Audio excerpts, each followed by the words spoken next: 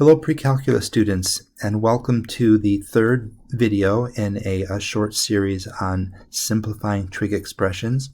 The first one was basically taking something that's written in not in terms of sine and cosine and rewriting it in terms of sine and cosine. Also using a couple of the identities, such as the Pythagorean identities, the reciprocal identities, the quotient identities, and the even-odd identities. So they were all in the first video. And then the second video involved problems that required you to multiply and divide in order to simplify. Okay, and that works out really nicely because of the Pythagorean identities. Okay, this video is about finding a common denominator. Okay, so here's the first example, and you can see that we're adding two fractions, and they have different denominators. So the first thing I'm going to do is just rewrite these so that I have a little bit of room to work here. 1 over 1 minus the cosine of v plus 1 over 1 plus the cosine of v is the original problem. Different denominators, so I'm going to multiply them both by the other denominator to get a common denominator. So I'm going to multiply this by 1 plus the cosine of v over itself. And I'm going to multiply this one by the other denominator, which is 1 minus the cosine of v over itself. Okay, so now these both have the denominator 1 plus cosine of v times 1 minus the cosine of v. And since they have the same denominator, we can now combine the numerators. We can add the numerators. So the first numerator is 1 plus the cosine of v. The second numerator in being added is 1 minus the cosine of v. And now we can combine like terms in the numerator. We can multiply out the denominator, and let's see what happens. So in the numerator, we're going to cancel out our plus cosine of v and our minus cosine of v, and we get 2. In our denominator, we're going to multiply. So we have 1 times 1. We have cosine of v times 1. We have a negative and a positive, so minus cosine of v plus cosine of v. And then we have minus cosine squared of v. Okay, so the denominator cancels, the cosines cancel down there, and we end up with 2 over 1 minus the cosine squared of v. Now that's never enough. For the problems that we're doing, that's never going to be fully simplified. It's always going to be a single term. Nothing will be added or subtracted, and there'll be no fractions either. So this we do have to continue. So I'm going to remind you of the Pythagorean identity that says that the sine squared of v plus the cosine squared of v equals 1. Actually, usually you'll see theta in there, but we can put any variable in there. So a quick rewrite of this one, we can subtract cosine squared from both sides. So we have that the sine squared of v is 1 minus the cosine squared of v, which means that we can replace this denominator with the sine squared of v. So we have 2 over the sine squared of v, which is 2 times 1 over the sine squared of v. And we know that 1 over the sine is the cosecant, so 1 over the sine squared is the cosecant squared. So we have 2 times the cosecant squared of v. There we go. Okay.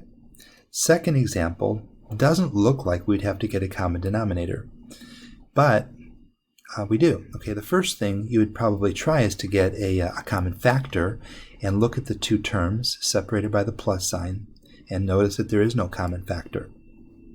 So we're pretty much forced to write these in terms of sine and cosine. So I'm going to write this as the sine of theta times the sine of theta over the cosine of theta plus the cosine of theta.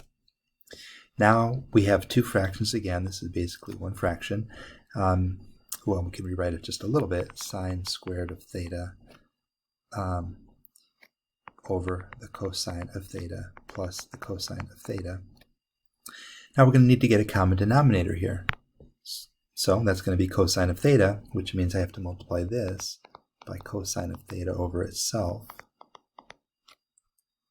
Okay, and now my denominator will be the cosine of theta. My numerator will be sine squared of theta plus cosine squared of theta. It looks like we got pretty lucky there because there's an identity for that. We know that the sine squared of anything plus the cosine squared of that same thing is just simply 1. So this is 1 over the cosine, which is the secant. Okay, let's look at one more example. Okay, so we're going to need to get a common denominator here. First, I think we should write the cotangent as the cosine over the sine. I think it'll make things a little bit easier.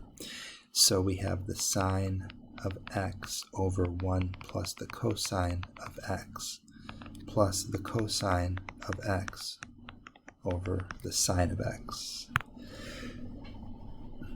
Our common denominator will be the product of those two denominators, so just like in example 1. So I'm going to write this one multiplying it by sine x over sine x. And this one, I'm going to multiply it by 1 plus the cosine of x over itself.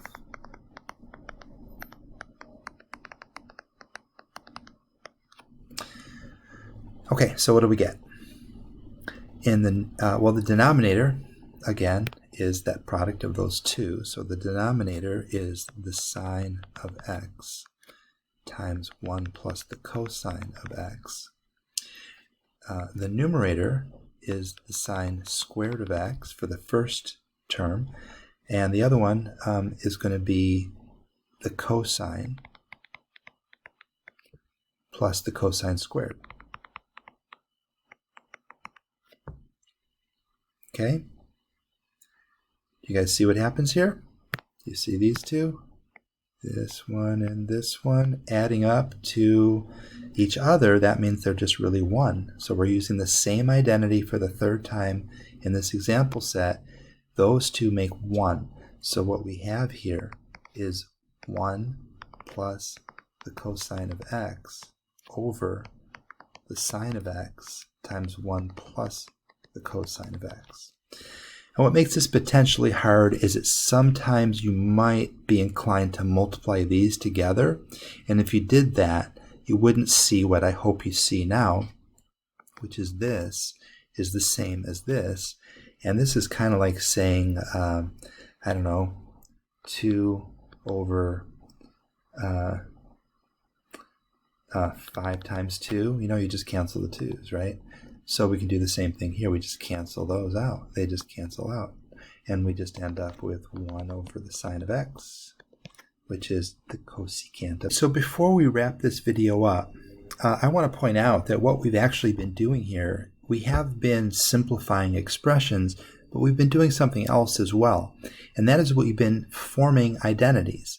So in other words, what we found by simplifying this expression and seeing that it's equal to cosecant of x is we're forming the identity that says that this expression is equal to cosecant of x. So this is an identity like we talked about in the notes for 7.4a. What an identity is when you have two expressions that are equal for all defined values of the input. In other words, if you solve these two, there's not just going to be a few examples that are spread out.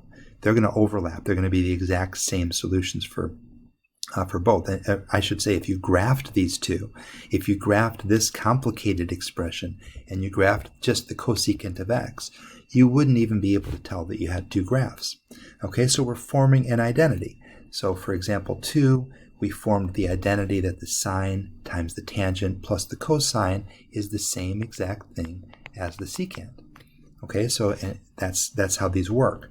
Okay, so the reason I'm telling you this is because now that you've seen different types of identity, of using identities and simplifying expressions, you're going to get more practice for next week's quiz.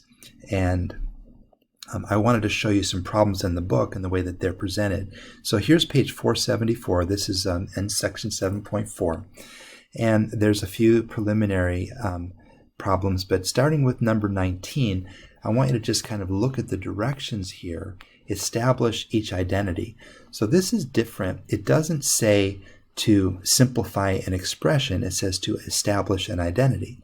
But if you think about it, let's look at number 20, just as an example. Okay, if you think about it, if you didn't know that what that was equal to, and I told you to simplify the secant of theta times the sine of theta, you would hopefully get the tangent of theta. Okay, that's the most simplified that you can get it.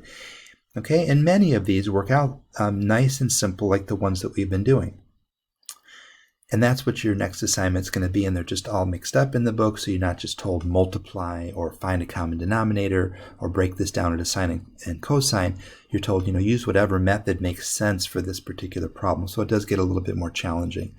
So I'm going to assign these a little bit early, even though they're not due until next week. That's what the content of next week's quiz is on. And we're going to focus only on the ones that have simple right sides. So all of these, like this one and this one and this one, just a single term on the right side. Those would all be great problems for you to work on. Here's one, here's one. I wouldn't give you this one because it's not simplified fully on either side. It is simplified, but it doesn't get simple enough. This would be a good one. This would be a bad one. Okay, this would be a good one. So you get the idea. Okay, so I'm going to assign a bunch of those for next week on Monday and Tuesday. I'm going to assign them a little bit early. And I just want you to keep in mind that what you're looking at, all the things that I circled here, that's like an answer key. Okay, so you're going to use this to simplify the left side, but knowing what the answer is going to look like. And know on the quiz, you won't know what the answer is going to look like. So it's going to be more like the examples that we've done already. Okay, hope you found this video helpful and hope you have a great day.